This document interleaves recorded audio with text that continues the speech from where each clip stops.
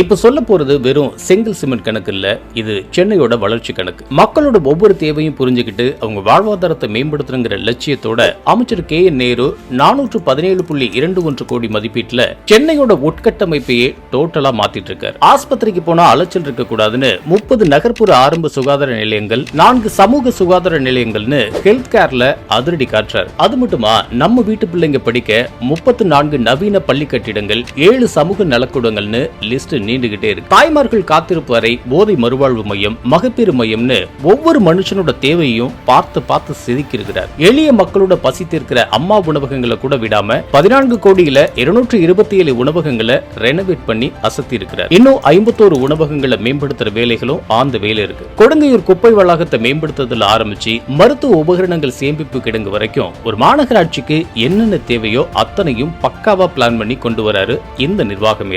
நிர்வாகத்துல வேகம், செயல்பாட்டுல விவேகம். முதலமைச்சர் மாண்புமிகு மு க ஸ்டாலின் அவரோட நம்பிக்கைக்குரிய தளபதியா நவீன தமிழகத்தை செதுக்கிற கலை சிற்பியா திகழ்றாரு மாண்புமிகு அமைச்சர் KN நேரு அவர்கள்.